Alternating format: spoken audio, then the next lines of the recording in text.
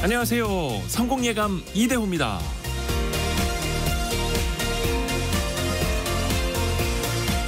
이른 아침 몸을 일으키는 것부터 출근을 하고 운동을 하고 좋은 음식을 챙겨 먹고 규칙적인 생활을 하는 것까지 참 많은 에너지가 들어갑니다.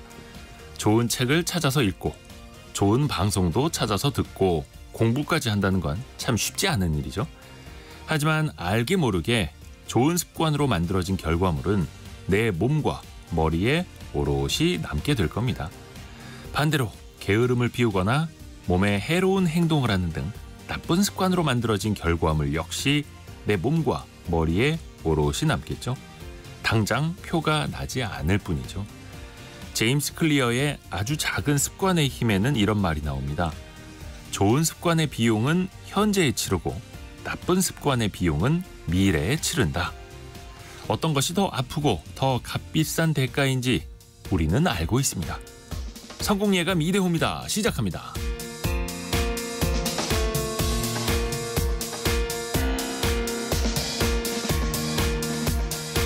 안녕하세요. 이대호입니다. 6월 3일 월요일, 한 주를 새로 시작하고 또 새로운 6월을 시작하는 하루입니다. 근데 6월 3일이네요. 왠지 느낌은 6월 1일일 것 같은데 6월 1일하고 이 일이 어디 잃어버린 것 같은 느낌은 저만 받나? 벌써 6월 3일입니다. 오늘도 경제상식 퀴즈를 내드려야죠. 오늘은 두 글자입니다. 요즘에 이거 뉴스에서도 많이 나옵니다. 북한에서 이거 내려보냈다고 하기도 하는데요. 일단 이게 경제적인 효과로도 많이 쓰이기도 하는데요. 중동 사태가 길어지면서 홍해와 연결된 수에즈 운하로 오가는 길이 차질을 빚고 있죠. 유럽과 미주 지역을 향하는 선박들이 그래서 아프리카 희망봉까지 우회하면서 해상 운임이 반년 만에 4배나 올랐다고 합니다.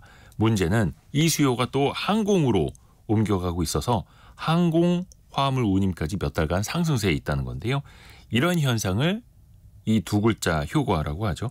한쪽을 누르면 한쪽이 부풀어 오르는 것, 한쪽을 잡으려고 눌렀더니 저쪽에서 더 크게 튀어오르는 것, 요거를 뭐라고 할까요? 바람을 넣어서 활용하게 되죠. 또 최근에 북한이 오물을 담아서 그 비닐봉들을 여기에 묶어서 띄워서 보내는 그 두 글자, 요거는 아주 그냥 그 생일 파티나 축제할 때만 쓰여야 되는데, 자, 여러분이 생각하시는 그 두 글자 정답 많이 보내주십시오. 짧은 문자 50원, 긴 문자 100원이 드는 샵 9730 혹은 비용이 들지 않는 KBS 콩이 열려 있고요. 추첨을 통해서 다양한 선물 보내드립니다. 언제든지 유튜브를 통해서도 함께 하실 수 있고요. 성공예감 이대호입니다. 자주 검색하시면 성공이 가까워집니다.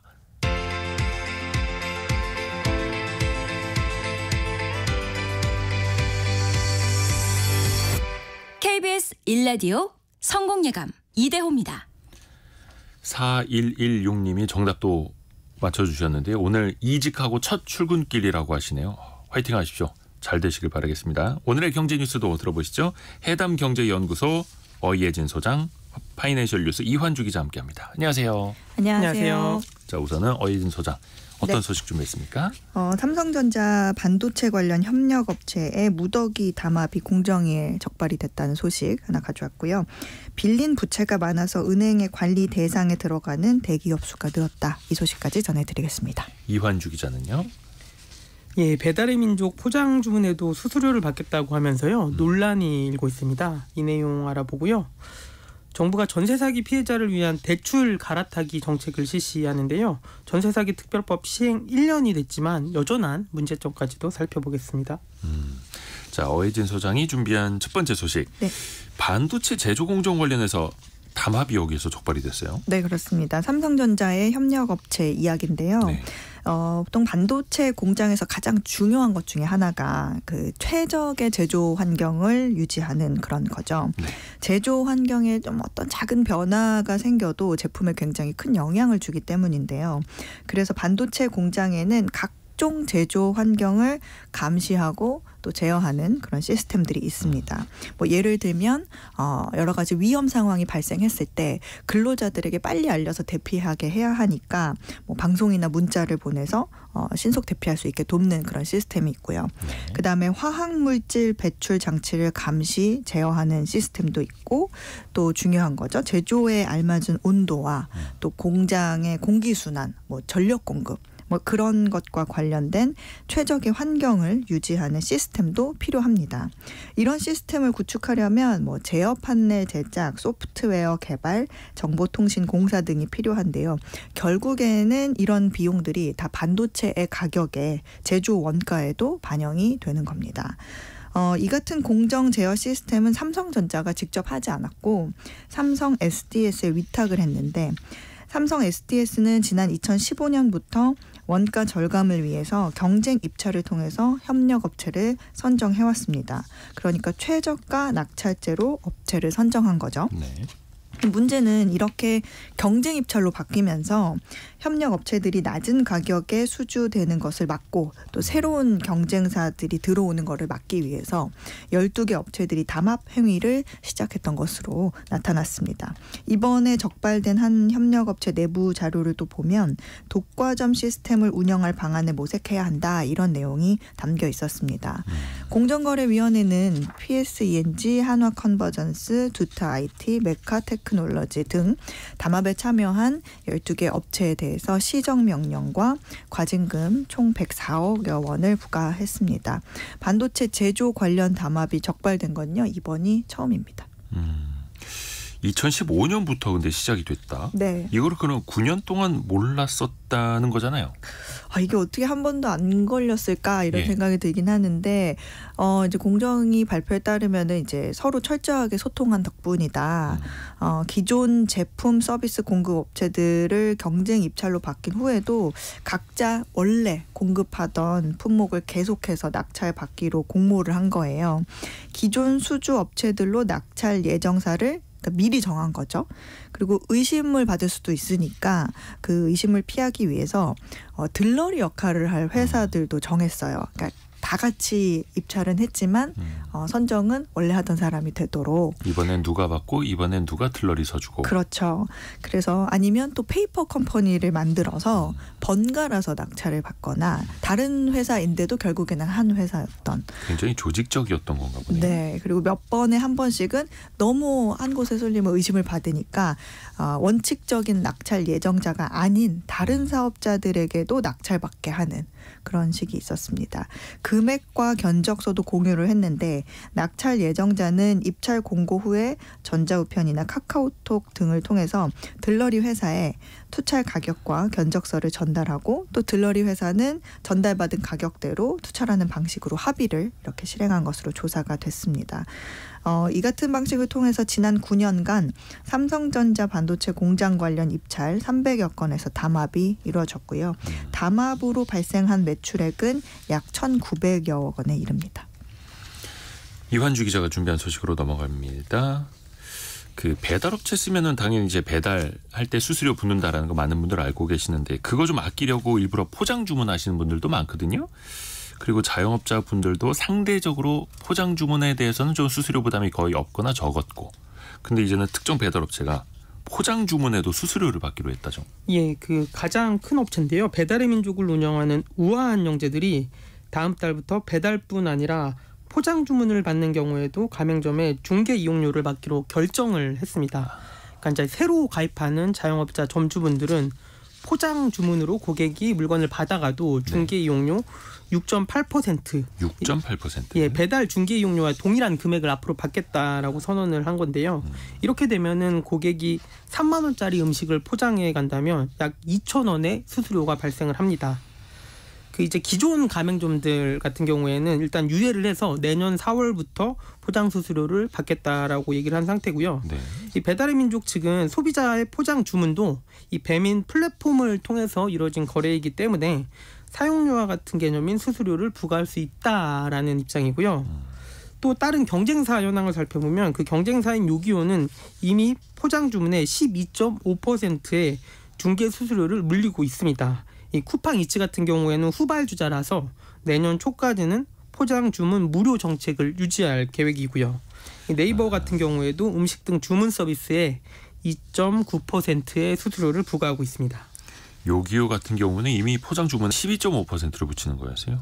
그러니까 배민 입장에서는 어찌됐든 간에 포장 주문도 우리 플랫폼으로 주문이 들어가잖아요. 이거고 점주분들은 당연히 이거 뭐 비용이 커지니까 반발하겠는데요. 예, 맞습니다. 업계에서는 약 65%의 점유율을 보유한 1위 업체인 배달의 민족이 포장 주문을 받는 것에 대해 자영업자들이 크게 불만을 표시하고 있는데요. 배민이 수수료 체계를 잇따라 자사에 유리하도록 바꿔가면서 시장 독점적 지위를 남용하고 있다는 지적까지 나옵니다. 이 자영업자들이 모여있는 커뮤니티 아프니까 사장이다에는 점주들의 반응이 속속 올라오고 있는데요. 네. 배달앱의 만행이 도를 넘어섰다면서 배달기사도 필요 없는 포장 주문에 대체 왜 수수료를 부과하는지 이해할 수 없다라는 반응이 있고요. 차라리 배민 가맹점을 해지하고 전단지를 직접 돌려야 되는 거 아니냐라는 푼형까지 나오고 있습니다. 옛날처럼. 예, 맞습니다. 이 소비자 입장에서도 포장 중개 이용료가 추가되면 결국 음식 가격이 비싸지게 되고 이 자영업자는 물론 이 소비자도 피해를 볼 수 있다라는 우려도 나옵니다. 그 차라리 그 자영업 하시는 분들은 이런 어플 말고 직접 전화로 주문 주시는 분들한테 서비스를 조금 더 드리거나 몇백 원 혹은 1, 2천 원이라도 깎아주신다면은 오히려 수수료도 더 아끼고 이런 배달 어플들도 어떻게 보면 어플들끼리 경쟁하는 게 아니라 직접 전화로 주문받는 사람들하고도 경쟁을 하는 거잖아요. 좀 이렇게 다양하게 주문을 받으시면 좋을 것 같아요. 이게 왜냐면 아르바이트 하시는 분들이 귀찮으니까 앱으로 주문 주세요 하고 전화를 그냥 끊는 경우도 있어요. 이거 사장님이 들으시면 얼마나 마음 아프겠습니까? 자, 어예진 소장이 준비한 두 번째 소식. 네. 빚이 너무 많아서 부채가 너무 많아서 은행들의 주요 관리 대상에 들어가는 대기업들이 또 발표가 됐죠. 네, 지난해 38개사에서 4개 기업이 새롭게 편입이 되고 6개가 줄면서 올해는 36개사가 뽑혔습니다. 신규 편입된 곳은 쿠팡과 호반건설, 에코프로, 셀트리온입니다. 쿠팡과 에코프로, 호반건설은 신규 투자 확대 등에 따라서 빚이 늘면서 이름을 올렸고요. 셀트리온은 지난해 계열사인 셀트리온 헬스케어를 흡수 합병하기 위해서 신주 발행 등 자금을 조달하면서 주 채무 계열, 그러니까 즉 빚이 많아서 은행 관리 대상이 됐습니다. 올해 리스트에서 빠진 6곳은 영업 흑자 등으로 빌린 돈을 갚은 현대백화점과 넷마블, D&E 있고 총 차입금 선정 기준에 해당하지 않게 된 세아, 채권 금융기관 공동 관리에 들어간 태영이 또 있고요. 그리고 한화 계열의 피인수 되면서 주채무 계열 목록에서 이름이 빠진 대우, 조선, 해양 등입니다. 네. 한편 올해 주채무 계열 상위 5대 기업은 1위가 SK, 2위가 현대자동차, 3위가 삼성, 그리고 롯데와 LG가 뒤를 이었습니다. 지난해에도 상위 5개 기업은 같았는데 이제 순위만 바뀐 거예요. LG와 SK가 지난해 대비 변동이 굉장히 가장 컸는데 해외 법인 증감이 주된 원인으로 알려졌습니다. 참고로 주채권 은행을 보면 어느 은행이 대기업의 돈을 가장 많이 빌려줬나를 가늠해 볼 수 있는데요. 올해 36개 주채무 계열의 주채권은행은 우리은행이 11개로 가장 많았고 산업은행 9개, 신한은행 8개, 하나은행과 국민은행이 뒤를 이었습니다. 그러니까 상대적으로 은행 빚을 많이 쓰고 있는 기업들을 조금 더 유념해서 관리를 해야 된다 이런 취지인데 이게 매년 공개되죠? 네, 어떤 대기업에 문제가 생기면 사실 그 기업뿐만 아니라 그 기업에 납품을 하는 하청업체들까지도 그렇죠. 영향이 굉장히 크기 때문에 우리나라는 다른 나라와 달리 어떤 업체들이 문제가 되는지 큰 기업은 정부가 감독하는 일을 합니다. 부채가 많은 기업은 정부가 이 주채권은행 그러니까 그 돈을 가장 많이 빌려주는 은행에게 수시로 감독하고 기업 상황을 관리하라고 지정해주는 그런 시스템이 있거든요. 근데 어떤 기업에 해당되느냐는 주채무 계열 리스트에 들어가 있느냐 이걸로 판단을 합니다. 근데 주채무 계열이라는 거는 어떤 식으로 정하냐면 전년 말 총 차입금이 이전 연도 GDP의 0.1% 이상이고 은행권 신용공여 잔액이 그러니까 빌린 돈이 이전 연도 전체 은행권 기업의 그 신용공여 잔액 대비 0.075% 이상인 곳이 선정이 됩니다. 이 리스트는 말씀하신 것처럼 매년 업데이트가 되는데요. 다시 말하면 사실 부채가 많다고 인정된 기업의 리스트가 매년 바뀌는 건데 어떤 회사는 부채가 늘어나서 새로 올라오기도 하고 부채를 갚은 회사는 다시 나가기도 합니다. 기업이 신규 투자를 늘리거나 회사를 사들이면서 빚이 늘기도 하기 때문에 사실은 이 리스트에 있다고 꼭 뭔가 잘못됐다, 경영이 잘못됐다라고 하기에는 좀 어렵습니다. 다만 주채권 은행들이 체계적인 관리를 통해서 잠재 리스크를 평가하고 문제가 있는 곳은 관리에 들어가죠. 금융당국이 이번에 선정된 주채무 계열의 재무구조 평가를 이제 담당 은행을 통해서 실시할 예정인데 재무제표에 반영되지 않은 이제 향후 자금 유출 전망 대비 자금 조달 여력 같은 그런 잠재 리스크를 반영해서 평가를 한번 해보겠다 이런 계획입니다. 평가 결과 재무구조 개선이 필요하다 이렇게 판단이 되면 이 주채권 은행과 약정을 체결하고 이후에 은행이 계열의 자구 계획 이행 상황을 좀 정기적으로 계속 검사를 하는 등 신용 위험을 우리가 좀 체계적으로 관리하겠다 이런 예정입니다. 단순히 빚이 많다라고 해서 다 나쁜 건 아니죠. 네. 자본을 적게 쓰면서 적절하게 부채를 활용을 하면 자기 자본 이익률이 또 개선이 될 수도 있고 하는 거여서. 근데 다만 이제 질적으로 어떤지 또 평가를 주기적으로 해야 된다라는 거고요. 자, 이환주 기자.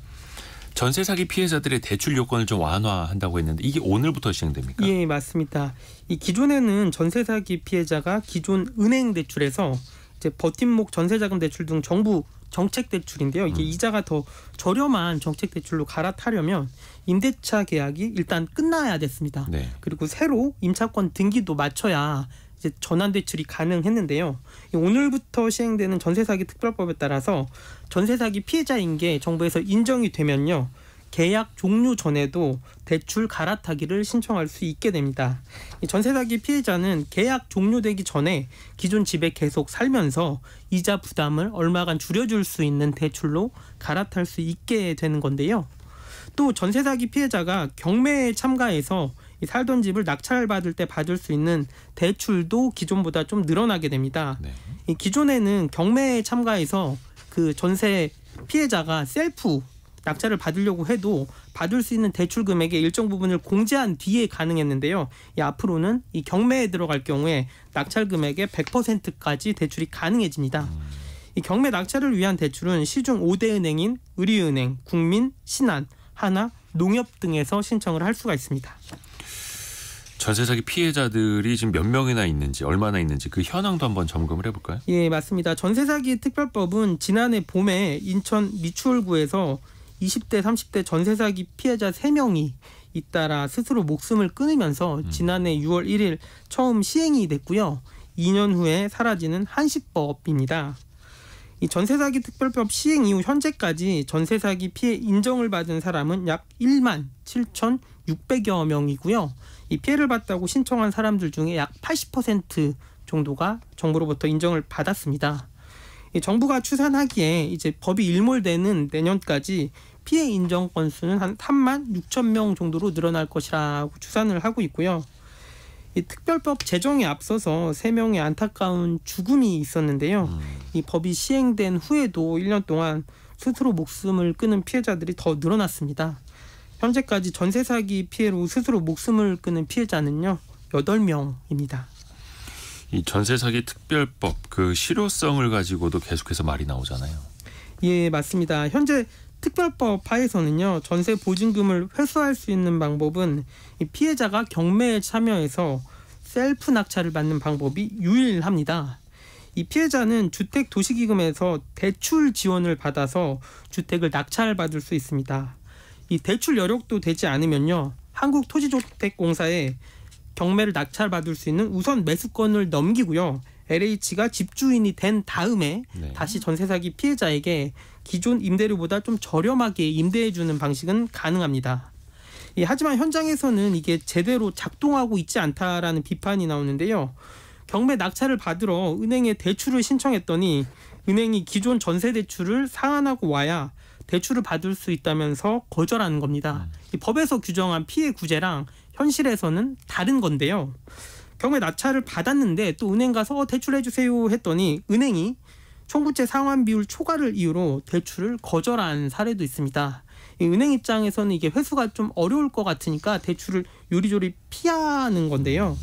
이 전세 사기 피해자를 위한 디딤돌 대출 같은 경우에도 이 소득 규제가 있는데요. 소득이 너무 많으면 또 정책 대상 금융을 받을 수 없고 또 은행에서는 소득이 적다고 대출을 안 해주니까 피해자 입장에서는 나는 소득이 없는데도 대출을 안 해주고 또 소득이 좀 되니까 정책 금융 대상을 받을 수 없는 사각지대에 놓이는 문제가 발생하는 건데요. 또 피해자가 주택 매수를 원치 않는다면서 한국토지주택공사가 우선 매수권을 넘겨받아 매입한 뒤 피해자에게 시세의 한 50% 정도 수준에서 임대하도록 했거든요. 근데 지금까지 LH가 우선 매수권을 넘겨받아 사들인 피해주택 단 한 채에 불과합니다. 뭐 LH 같은 경우에는 아직까지 뭐 경매에 넘어온 게 많지 않아서 앞으로 늘어날 거다 이런 입장인데 특별법이 실효성이 없다라는 방증이 될 수 있겠고요. 또 다가구 피해자 구제를 위해서 세입자 전원이 동의하지 않더라도 후순위 세입자들이 뜻을 모으면 LH가 다가구 주택을 매입하도록 요건을 완화를 했는데요. 이것도 법만 완화를 했고 현재 실제 사례는 없고요. 전세 사기 피해 주택이 경매에 넘어가기 전에 LH가 감정 가격으로 먼저 사주는 협의 매수 신청 건수도 현재 저조한 상태입니다. 하고 싶지만 전세금을 떼먹은 집주인과 연력 자체가 되지 않고 있는데요. 네. 이를 해결하기 위해서 지난 국회에서 이 개정안 정부가 먼저 구제를 해주고 알아서 정부가 그 돈을 회수한다라는 특별법이 국회를 통과했지만 아시다시피 대통령이 거부권을 행사를 했고요. 이번에 새로 열리는 국회에서 다시 논의될 수 있을지 아니면 정부가 기존 입장대로 현재 개정안 일각에서는 누더기 개정안이라고 하는데 개정안 안 하고 특별법을 보완을 할지도 눈여겨봐야 될 부분입니다. 정부 입장에서는 선구제 방식이 좀 불합리하다라고 하면 LH가 조금 더 적극적으로 나서는 걸 보여줘야겠죠. 파이낸셜 뉴스 이환주 기자, 해담경제연구소 어예진 소장 함께했습니다. 고맙습니다. 감사합니다. 감사합니다.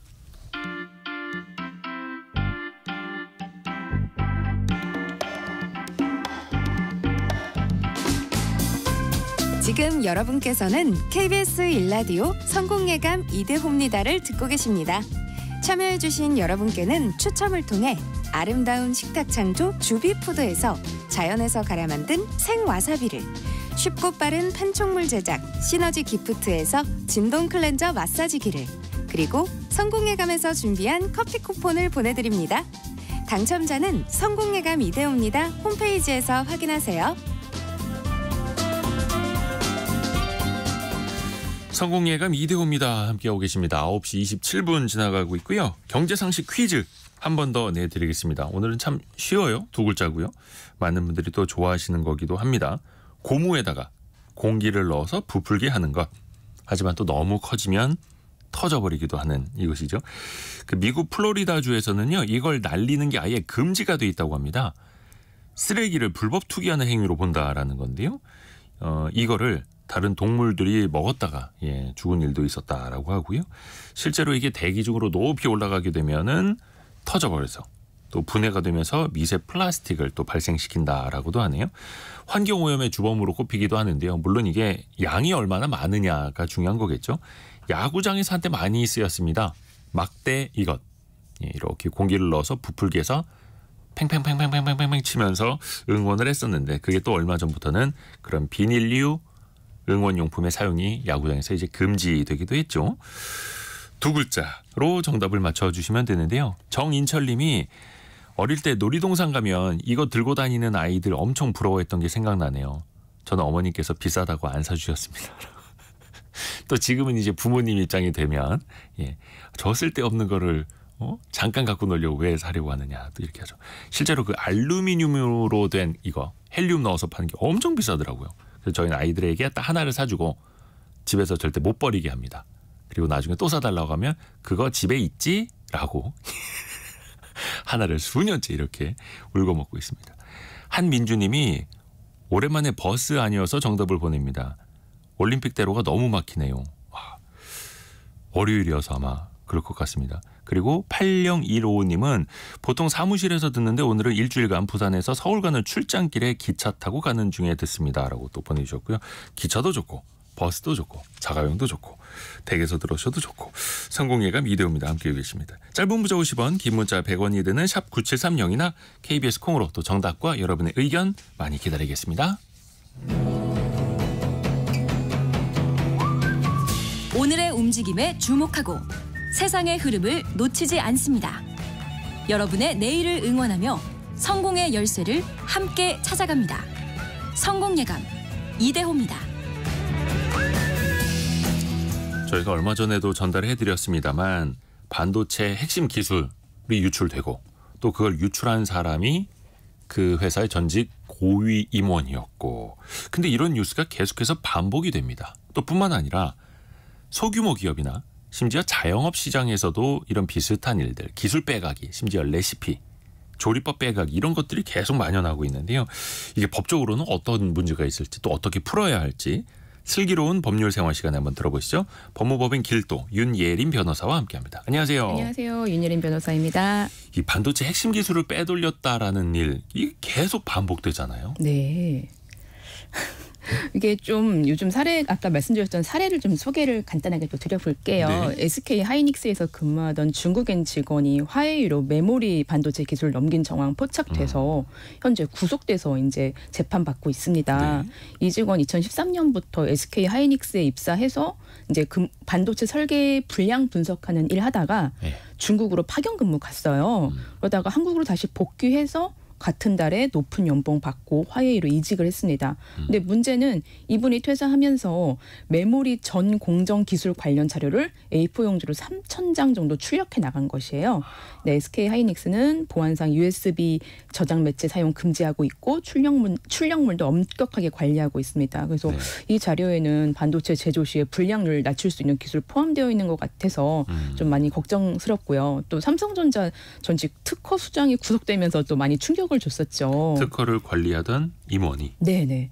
이분 미국 변호사이기도 하고요. 이제 특허 관련해서 그 IP 센터, 그러니까 IP가 지식재산이거든요. 네. IP 센터장을 지내고 이제 퇴사하셨어요. 퇴사한 이후에 이제 회사를 설립했습니다. 특허 관리 기업을 회사를 설립을 해가지고 삼성을 상대로 이제 라이선스나 특허 소송 관련 이런 부분들을 제기를 했는데 퇴직 후에 삼성전자 내부 직원으로부터 특허 관련 기밀 자료를 좀 달라고 해가지고 요거를 특허 소송에 활용한 혐의를 받고 있습니다. 그래서 지금 이분도 구속되어 있죠. 딱 들어도 이게 우리나라 미래 먹거리에 대한 기술이 유출되는 것 아닌가 좀 심히 걱정되잖아요.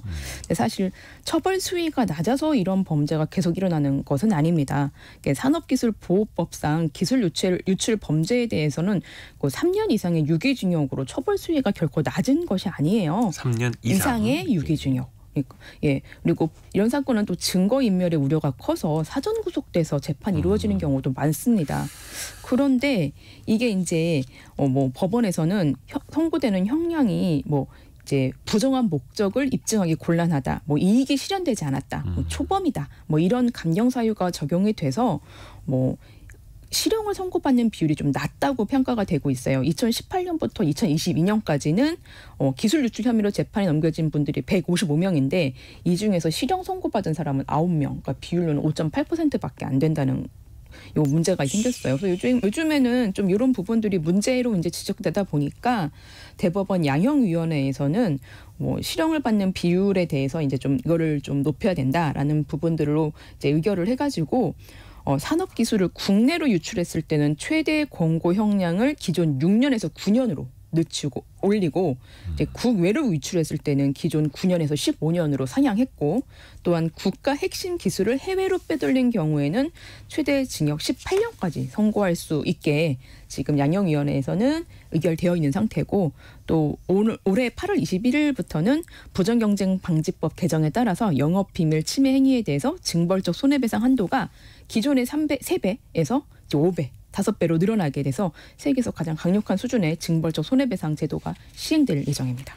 강하게 해야죠, 강하게. 왜냐하면 이건 한번 유출되면 되돌릴 수 없고 맞습니다. 본인이 아무리 초범이고 반성을 한다 한들 실제로 중국의 디스플레이 기술은 우리나라 수준에 거의 근접했고 혹은 LCD는 또 뛰어넘었다라고 하고 네. 반도체도 심지어 중국산 메모리 반도체가 중국 폰에도 또 많이 들어가고 있고. 네.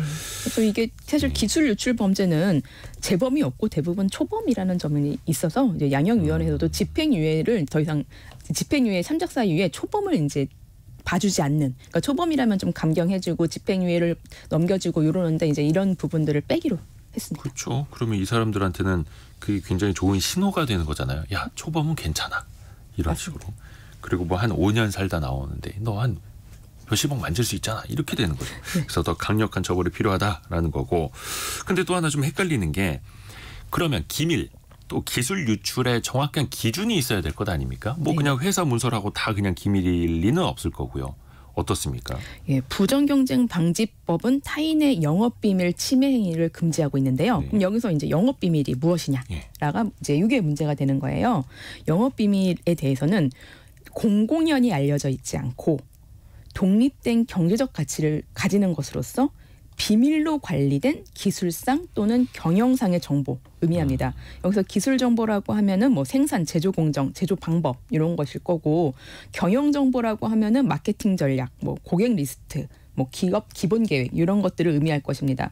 요약해서 말씀을 드리면 비공지성, 그리고 경제적 유용성, 비밀 관리성을 갖춘 정보를 영업비밀이라고 할 수 있겠습니다. 단순히 인터넷에 올려진 뭐 관련 기업 정보를 취합한 수준인 영업 거래처 리스트 가지고 나갔다고 해서 이것을 영업비밀이라고 뭐 인정받기는 좀 어려울 거예요. 그런데 뭐 특별한 원료를 공급해서 가공하는 남들이 알기 어려운 거래처 그 정보를 가지고 나갔다라고 하면은 이것은 영업비밀이 될 수 있거든요. 이거는 뭐 어떤 기준에 딱 정해져 있다기보다는 그 사안에 맞춰서 이 부분이 영업비밀로 평가될 수 있을 것인가 아닐 것인가를 좀 평가를 해야 될 것입니다. 이거 좀 어렵네요. 네. 공공연히 알려져 있지 않고 독립된 경제적 가치를 가지고 또 비밀로 관리되어야 됩니다. 근데 뭐 재판받기 전에 알아서 좀 조심을 해야 되는 거고. 네. 근데 이직 준비하는 직장인이 왜 면접 준비할 때도 어떤 답변을 해야 하나 또 준비할 수도 있을 테고, 회사에서 그동안 봐왔던 걸 이직 준비하면서 본인의 지식으로 또 활용도 할 수 있잖아요. 맞습니다. 이런 경우에는 어떨까요? 사실 이제 포트폴리오 만드시는 분들, 내가 예. 이제 이제까지 이런 일 했다, 이런 보고서 써왔다, 뭐 이런 뭐 그래픽을 디자인했다, 이런 것들 이제 하시면서 포트폴리오 제작하셔서 제출하시는 경우 많은데, 그렇죠. 이때는 근무 중 제작했던 파일을 넣었다면 이게 문제가 좀 될 수가 있습니다. 이게 사실 사업의 핵심 정보라도 이렇게 열람과 반출이 자유로운 자료라면은 영업 비밀이 아니라고 이제 판단이 될 수 있는데, 뭐 패스워드나 접근 제한이 걸려 있는 파일 같은 경우는 이거를 포트폴리오로 사용하면은 영업 비밀에 해당할 수 있는 거죠. 아까 영업 비밀이 이제 그 비밀로 관리되는 이제 그런 부분들이 있잖아요. 또한 이제 이전 회사에서 만든 파일을 활용해서 재산상 이익을 얻을 의사가 있었는지, 또 이 파일 자체가 재산상 가치가 얼마나 큰지, 또 이 새 회사에서 영업에 사용하려고 했는지, 이런 것들을 구체적으로 따져서 좀 판단을 해야 될 거예요. 그래서 이런 사례 한번 그러니까 말씀드릴게요. 네. 신소재 개발하는 회사에서 15년간 근무한 뒤에 퇴사를 하면서 비밀 자료를 자신의 클라우드 계정으로 빼돌린 혐의를 받는 직장인이 영업비밀 누설과 업무상 배임 혐의로 유죄 판결 받은 적이 있습니다. 개발과 영업 담당하면서 비밀 유지 서약서까지 작성을 했는데 퇴사 6개월 전부터 총 21회 정도 정보를 무단으로 빼내서 이직한 회사의 영업에 활용했다는 혐의입니다. 그래서 포트폴리오 작성한다거나 파일 뺄 때 좀 주의하셔야 됩니다. 단순히 면접용으로 이용한다 하더라도 저작권법 위반이나 부정경쟁 방지법 위반될 수 있습니다. 나쁜 의도가 있었을 수도 있고, 아니면 진짜 오해받을 행동을 또 해서는 안 될 테고요. 근데 이게 비밀 유지 서약뿐만 아니라 아예 회사에서 이제 퇴직하기 전에 경업 금지 조항에 또 사인하라는 경우도 그렇죠. 있거든요. 경쟁업체에 가지 말아라, 아니면 경쟁업체를 창업하지 말아라, 이런 건데. 네네. 그럼 어떻습니까? 여기 딱 사인을 하면 그냥 동종업계에 취업을 아예 못하는 겁니까? 그렇죠. 어떻게 돼요? 경영금지 계약서 같은 경우는 이제 그 경쟁사로 이직하지 말아라, 내지는 그 직전 회사 정보 활용할 때 뭐 손해배상이나 위약금 청구하겠다, 뭐 이런 내용들이 적혀져 있잖아요. 네. 근데 이 서약서 조항이 구성원의 권리를 과도하게 제한할 때는 무효가 됩니다. 그러니까 직업 선택의 자유와 근로권을 과도하게 제한해서 뭐 동종업계에 1년 동안 취업 안 하겠다, 뭐 이런 부분들까지 사명을 받게 되면 이런 조항들은 무효가 돼서 문제가 될 수 있습니다. 그래서 뭐 이전 회사의 정보를 활용하지만 않으면 동종업계의 취업 자체를 막을 수는 없습니다. 너무 또 구성원의 권리를 과도하게 제한하면 그게 또 무효 네네. 판단이 또 나올 수도 있는 거고요. 또 하나 이제 가끔 보면은 예전에 제 주변에도 그런 일이 있었어요. 어떤 그 유튜브 편집자가 퇴사를 하면서 그 파일들 다 지워버리고 간 거예요. 네. 퇴사하면서 업무 파일 다 지우고 가면 요거는 법적으로 어떻게 됩니까? 진짜로 이 상담 사례 생각보다 많습니다. 예. 근데 직원이 이제 회사의 컴퓨터에 보관된 파일 같은 거 함부로 지우거나 열람하지 못하게 만들면 이거 형사처벌 대상이 될 수 있습니다. 그러니까 회사 관리 감독하에 직원이 업무 중에 제작한 뭐 문서, 이미지 파일, 뭐 동영상 파일 이런 것들은 회사의 소유가 되는데 저작권도 회사에게 있는 경우가 대부분입니다. 예. 근데 이거를 순삭시키거나 삭제했다면 일단 전자기록 손괴죄 성립할 수 있고 3년 이하의 징역이나 700만 원 이하의 벌금 부과될 수 있습니다. 또 업무방해죄도 인정될 수 있는데요. 이게 사실 파일 지웠다고 무조건 인정되는 건 아니고 사전에 회사로부터 파일의 중요성이나 뭐 백업 필요성에 대한 충분한 설명 들었는데도 고의로 삭제한 경우 있잖아요. 뭐 실수로 이렇게 한두 개 삭제된 것이 아니라 고의로 그냥 싹 다 지워버린 경우는 업무방해죄로 처벌될 수 있습니다. 그래서 이렇게 처벌받는 경우 실제로 있습니다. 근데 중요한 거는 또 형사처벌 되면은 형사처벌에서 끝나는 게 아니라 민사적으로 손해배상 책임까지 져야 돼서 도대체 어디까지 뭐 퇴직금 이상의 손해배상액이 나올 수도 있는 거고. 조심해야겠네요. 네, 퇴사 고대하면서 회사에 골탕 먹일 방법 없을까 고민하시는 분들은 있으실 수 있는데 절대 하시면 안 됩니다. 그렇죠. 이거는 2번, 3번 생각을 해서 네. 해야죠. 그 업무상 이메일도 또 다 지웠다간 또 이것도 문제가 될 수 있는 부분들이 있습니다. 또 하나 그 식당에서 직원이 야, 이 집 진짜 맛집인데 몇 년 일하다가 그 레시피 그러니까 조리법을 딱 베껴서 새로운 가게를 창업할 때도 있잖아요. 네네. 이럴 때도 좀 분쟁이 있을 것 같은데요. 이게 영업 비밀이라는 게 아까 이제 비밀로 관리된 부분들이 좀 중요하게 평가되는 요인이거든요. 네. 근데 레시피가 정말 비밀로 관리됐다는 사실이 분명하고 독립적 경제적 그 가치가 있다라고 판단하면 영업 비밀로 볼 수가 있습니다. 그래서 실제로 이거 레시피가 특허 등록되는 경우들도 많고요. 근데 지금까지 판례상 특허 등록이 이루어지지 않은 이렇게 레시피, 음식 제조 기법이 영업 비밀로 인정되는 사례가 좀 드물어서 레시피를 뭐 그 직원이라든가 뭐 동업자한테 공유하려면은 조금 주의하셔야 될 것 같습니다. 그렇죠. 왜냐하면 또 주방에서 일하시는 분들은 다 옆에서 보고 듣고 하는데 그러면 이 조리법이 유출되지 않도록 하려면 다 특허로 걸어놔야 되나? 이거 어떻게 해야 됩니까? 일단은 뭐 특허 등록해 놓으시는 것이 가장 가장 좋겠죠. 그러니까 네. 특허로 등록이 되면은 뭐 일단 독점 사용권 취득하고 무단으로 도용과 모방이 불가능하게 됩니다. 그리고 또 직원에게 비밀 유지 계약서 작성하도록 하는 방안이 고려될 수도 있습니다. 이게 계약 관계로 이제 영업 비밀을 유지해야 될 의무를 직원에게 이제 부여하는 것인데요. 뭐 레시피를 공개하거나 사용하면 침해 행위로 손해배상을 청구할 수 있다. 뭐 이런 부분들도 좀 명확히 해놓으시면 좋을 것 같고요. 그리고 이제 레시피가 영업 비밀로 관리되는 것이 사실 중요합니다. 레시피를 일반 정보와 구분해서 영업 비밀로 따로 관리를 하고 뭐 누구나 이제 이게 영업 비밀이다. 이 레시피 노트는 함부로 보지 말 것 뭐 이렇게 써놨다든가 해서 영업 비밀로 알 수 있게 표시도 해야 되고 접근권도 뭐 사장님하고 뭐 동업자 1인 내지는 주방장 1명 뭐 이렇게 접근권도 제한하고 영업 비밀을 이제 개발하거나 보관하는 장소 있잖아요. 그 부분도 이제 별도로 만들어 관리하고 뭐 직원이나 동업자에게 영업비밀 보호 의무 늘 고지하고 이렇게 영업비밀로 관리돼야 되는 건데 그러니까 며느리도 모르도록 영업비밀을 잘 관리해야 되는 것이죠. 이렇게 했는데도 유출을 했다라고 하면 그때는 민형사상 책임 물릴 수 있을 것 같습니다. 진짜 적극적으로 본인의 네. 조리법을 보호하려는 노력도 해야 되는 거고요. 이런 경우는 어떻습니까? 왜 그 프랜차이즈 빵집 같은 거 많잖아요. 네네. 근데 여기서 조리법도 알아요. 어느 정도는. 네네. 근데 수수료나 이런 또 문제가 생기니까 나중에 비슷한 개인 빵집을 열어야지. 네네. 이런 경우는 어떨까요? 예, 프랜차이즈 분쟁 보면 이제 가맹사업법잖아요. 가맹사업법에서는 가맹계약 종료 이후에 경업금지 의무 규정하고 있지 않습니다. 그런데 이제 가맹사업자와 가맹본부가 맺는 가맹계약서에는 뭐 이제 1년에서 5년 사이에 5년 정도의 경업금지 의무를 규정하고 있습니다. 사적인 제한을 맺고 있는데요. 네. 제한을 하고 있는데요.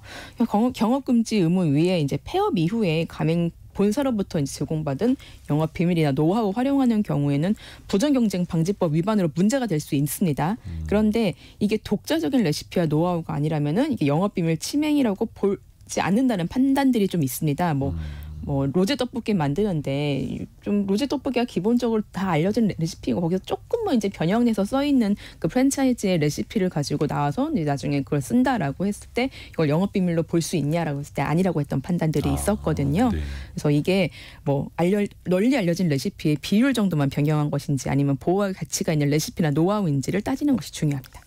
그래서 참 이게 법적인 판단으로 가면 더 복잡해지고 맞습니다. 어려워집니다. 오늘 윤예림 변호사 통해서 반도체 기술 유출부터 진짜 자영업 식당의 레시피 유출까지 어떻게 해야 되는지 법률적으로 들어봤습니다. 고맙습니다. 네, 고맙습니다. 라디오 정보센터 다녀옵니다. 오늘 아침 6시 31분쯤 일본 혼슈 중부 이시카와현 노토반도에서 규모 5.9의 지진이 발생했습니다. 앞서 새벽 2시 25분 강원 속초시 부근 해역에서 규모 2.5의 지진이 발생했습니다. 지난해 우리나라 건물 에너지의 총 사용량이 2022년 대비 1.3% 줄어들었지만 2018년과 비교하면 4.2% 증가한 것으로 나타났습니다. 대한항공이 이르면 7월 중 보잉사의 항공기 30대 구매 발주를 할 계획이라고 블룸버그 통신이 보도했습니다. 1905년 시작해 세계 5대 모터쇼 중 하나로 꼽혀온 제네바 국제 모터쇼가 119년 만에 문을 닫습니다. 제네바 모터쇼는 최근 현대, 기아차 등 주요 제조업체의 불참 등으로 어려움을 겪었습니다. 지금까지 라디오 정보센터 뉴스 정한나였습니다. 최대 연 8%까지 이율을 보증한다는 고금리 연금이 등장했다고 합니다. 이렇게 되면은 되게 수익률이 높아 보이는데 이게 어떻게 가능한 건지 혹은 함정은 없는지 따져봐야죠. 네. 돈워리 투자백서 연금박사 상담센터 이영주 대표와 함께합니다. 안녕하세요. 안녕하세요. 이영주입니다. 아니 아무리 좀 네. 기준금리가 올랐다 하더라도 네네. 연 8% 수익을 주는 연금이다. 이거 꽤 높아 보이는데요? 공영방송인데 예. 공영방송에서 이상한 뭐 유사수신이라든가 사기를 얘기하면 안 되겠죠. 네. 실제로 그런 건 아니죠. 네, 8%까지 수익률을 보증하는 연금들이 나오고 있습니다. 이게 한 5, 6년 전부터 시작된 연금의 형태인데요. 최저 보증 수익률을 보증하는 연금인데 그 당시 한 5%를 보증하는 연금으로 나오기 시작했다가 6%, 7%, 드디어 올해 8%까지 수익을 보증하는 연금보험이 국내 생명보험사에서 나왔습니다. 생명보험회사들에서 네, 나오는 거고요. 보통 최저보증 연금보험이라고 불리죠. 이름이 어렵긴 한데 최저보증 연금보험. 예. 연금보험인데 뭔가 최저 수익률을 보증한다. 네. 셉니다. 보통 이런 단어는 상품명에 잘 들어가기 힘든데 최저보증. 당연히 근데 조건이 있을 것 같습니다. 네, 그렇죠. 그냥 공짜는 아니죠. 예. 네, 일단 8%까지 보증을 하지만 이것이 복리가 아니고 달리입니다. 연복리와 연단리 아시죠? 아무래도 복리가 훨씬 더 좋은 거죠. 이자를 주니까. 그렇죠. 이자 붙은 금액에 그 기준으로 또 이자가 붙고. 그렇죠. 뭐 달리는 이자에 이자가 붙지는 않지만 그래도 달리를 이제 복리로 환산했을 경우에도 연복리로 한 4에서 5% 정도까지 나오는 구조이기 때문에 일단 단리 8%. 근데 예. 이걸 연복리로 환산해도 한 4, 5% 정도. 네, 그렇죠. 뭐 낮은 수익률은 아닙니다. 그리고 무조건 이렇게 달리로 5, 6, 7, 8%를 주는 것이 아니라 조건이 있습니다. 일정한 기간 동안만 보증한다 이런 조건이 또 있고요. 네. 그리고 반드시 연금으로만 수령해야 한다는 조건이 있습니다.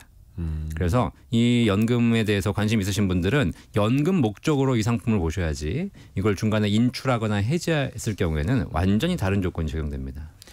차익을 노리려는 그런 상품은 아니다. 네. 연금으로만 수령할 수 있고. 그러면 만약에 중간에 인출하거나 해지하게 되면 어떻게 되는 거예요? 각종 비용과 페널티가 몽땅 부과된다고 보시면 됩니다. 우리가 얘기하는 보험에 대해서 안 좋은 뭐 사업비라든가 예. 그다음 투자 손실에 대한 페널티 이런 것들이 있거든요. 네. 이게 기본적인 상품이 최저보증 연금이지만 사실 상품 구조는 변액 연금 보험이기 때문에 실제로는 투자 결과에 따라 수익과 손실이 발생하거든요. 네.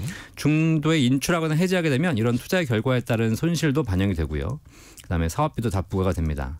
하지만 연금으로 수령하는 경우에는 이 투자 결과에 관계없이 그리고 사업비 고조의 높고 낮음에 관계없이 기본적인 수익률을 보증해 주는 거죠. 그래서 실제로 이런 연금이 해지 시와 연금 수령 시가 완전히 조건이 다르거든요.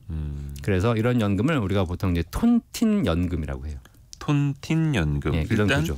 기본 구조는 변액연금보험하고 유사한데 네. 최저 연 8% 물론 단리로 네. 보증을 한다. 네. 그러면 그 돈을 과연 생명보험사에서 자기 살 깎아서 내어주는 건가? 그러려면 이거 톤틴 연금이라는 걸 좀 알아야 될 것 같은데요. 네, 이게 톤틴 연금이 18세기 이탈리아 금융가였던 톤틴이라는 사람이 고안한 연금인데 가입자가 사망을 하게 되면 그 사망한 사람이 못 받아간 돈 있잖아요. 네. 그걸 생존한 사람에게 지급하는 구조로 만들었습니다. 그걸 재원으로 활용한다. 그렇죠. 이게 일정한 조건을 정해놓고 조건을 지키지 못한 사람이 포기한 돈을 조건을 지킨 사람에게 나눠주는 구조. 이런 게 이제 거고요. 실제로 이 톤틴의 구조가 우리나라에도 있었습니다. 어떤 거죠? 개 모임. 예, 개 모임 아시죠? 네. 개를 가입해서 내가 돈을 매달 뭐 100만 원씩 붓는데 그 순번이 빠른 사람이 있고 늦은 사람이 있어요. 네네네. 빠른 사람은 좀 적게 받아가는 것이고 늦은 사람은 더 많이 받아가는 구조거든요.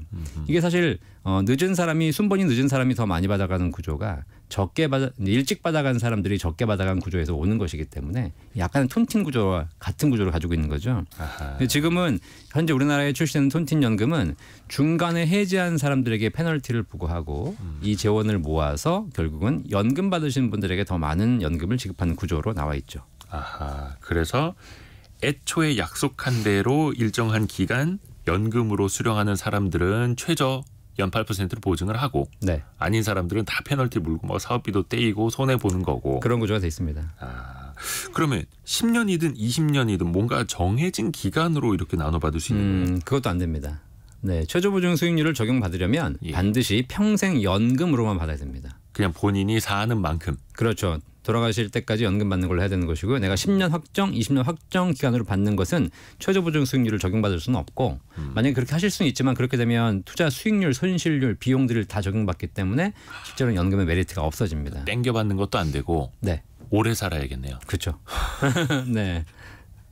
그러면은 연금을 받다가 사망을 하면 이게 상속이 됩니까? 네. 이제 연금 받는 경우에 최저보증 수익률을 적용해 드리는 것이고요. 예. 그다음에 받다가 혹시 일찍 돌아가신 경우가 있지 않습니까? 예. 일반적인 종신연금 같은 경우에는 이제 생존시까지 지급하다 보니까 일찍 돌아가시게 되면 남은 금액을 다 버리고 가는 경우들이 생겼어요. 네네. 근데 이 최저보증 연금 같은 경우에는 혹시라도 일찍 돌아가시는 경우에도 그동안 쌓여 있는 원금과 그 달리 이자는 남은 금액은 다 상속인에게 지급이 됩니다. 그동안에 내가 부어서 쌓았던 것 그렇죠. 거기에 한해서요. 네, 그러니까 이게 뭐냐면 우리가 인출이나 해지는 내가 자의적으로 결정할 수 있는 거잖아요. 네. 이 부분에 대해서는 페널티를 부과하겠다는 겁니다.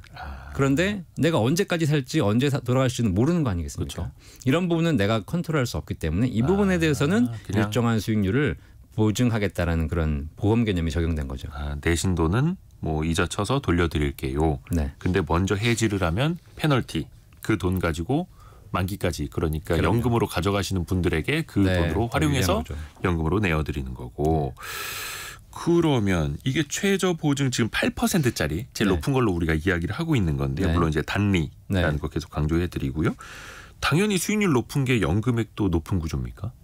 지금 나와 있는 그 상품들의 특징을 보시면 뭐 5% 달리를 보증하는 것, 네. 6%, 7%, 8% 달리까지 나와 있는데 당연히 일반적으로 생각하시기에 이렇게 수익률이 높으면 높은 것이 당연히 연금액이 높겠다라고 생각하실 수 있잖아요. 그렇죠. 근데 그렇지 않습니다. 어떻게 다른 거예요? 이게 왜냐하면 이 최저보증 연금 같은 경우에는 연금액을 결정하는 변수가 몇 가지가 있는데 그중에 첫 번째가 수익률인데요. 네. 수익률이 높으면 당연히 쌓여 있는 금액이 높으니까 연금액이 높아지지만 수익률을 계속 보증해 주는 것이 아니라 뭐 20년간만 보증하겠다. 이러는 그 가입 기간에 따라서 보증하는 기간이 약간 다르니까 그걸 좀 보실 필요가 있습니다. 또 하나가 뭐가 있냐면 높은 금액이 쌓여 있어도 거기서 연금을 지급해주는 지급률이라는 게 있습니다. 네. 연금으로 빼주는 비율이거든요. 예를 들면 쌓여 있는 금액이 1억 원인데 여기서 지급률이 5%다. 그럼 연간 500만 원씩 연금으로 이제 빼주는 거죠. 자, 그렇기 때문에 실제로 수익률이 높아서 많은 금액이 쌓여 있어도 지급률이 높아야 연금액을 더 많이 받을 수 있는 것이지. 네. 지급률이 낮으면 연금액이 떨어집니다. 이런 구조를 수익률과 지급률 구조를 같이 좀 보실 필요가 있습니다. 그래서 꼭 수익률이 높다고 해서 연금액이 높은 건 아니다. 그러면 이게 상품별로 네. 보증 기간 다 다를 수 있는 거예요. 어디는 그럼요. 10년, 어디는 20년. 네. 근데 그 이후에는 또 수익률이 달라질 수도 있고. 네. 그러면 지급률도 당연히 높을수록 좋은 걸 텐데. 그렇죠. 이건 본인이 어떻게 선택을 할 수 있습니까? 그 지급률을 본인이 가입자가 결정할 수는 없습니다. 이거는 이제 그 보험사가 경험 생명표라는 평균 기대연명을 가지고 이제 지급률을 적용해 놓거든요. 그래서 연금을 개시하는 시점, 나이에 따라 달라집니다. 연금을 일찍 개시하게 되면 앞으로 오래 받으셔야 되잖아요. 네. 그러니까 한 번에 나눠주는 지급률이 낮아지는 것이고요. 반대로 늦게 개시하면 개시할수록 한 번에 빼주는 지급률이 높아지게 되는 구조가 되어 있습니다. 이게 보험사별로 다 다릅니다. 적용하는 또 비율도 다르고 또 이런 경우도 있습니다. 일찍 가입해서 오래 유지하시는 분들에게는 장기 유지 가산율이라고 해가지고 네. 오히려 30년, 40년 이상 이렇게 유지하시는 분들에게는 오히려 지급률이 더 올라가기도 합니다. 예를 한번 들어보면 50세 남성이 한 달에 50만 원씩 10년을 납입하고 70세에 연금 개시한다면 이런 조건에서는 8% 수익을 가진 연금이 월 56만 원의 연금을 평생 받게 되거든요. 그게 제일 높습니다.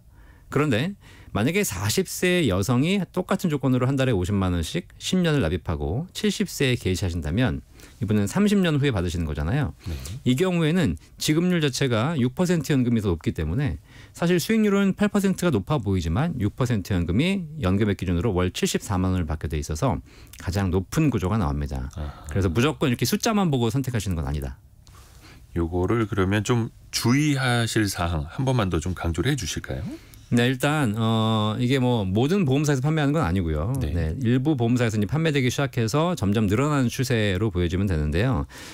계속 말씀드렸지만 이 상품은 기본적으로 연금보험, 평생 연금으로 받으시기 위해서 내가 고민하는 상품이지 이걸 내가 재테크 목적, 수익이 높다고 해가지고 마치 적금이나 예금이라고 착각하시면 절대 안 되고 그래서 목돈 마련이나 중도 인출 목적으로 하시면 오히려 더 큰 페널티를 보실 수가 있는 것이고 선택하실 때도 단지 눈에 보이는 뭐 5, 6, 7, 8 숫자만 보고 선택하시는 것이 아니라 네. 실제 연금액이 얼마나 나오는지 한번 비교해 보시고 혹은 받다가 일찍 돌아가셨을 때 내가 어느 정도의 혜택이 있는지 이런 것도 보셔야 되는 것이고 그다음에 마지막으로 이 가입하는 회사가 이제 장기적으로 연금을 받아야 되는 거지 않습니까? 네. 회사가 안전한지 지급은 잘할 수 있는지 이런 부분도 종합적으로 좀 보시고 판단하실 필요가 있습니다.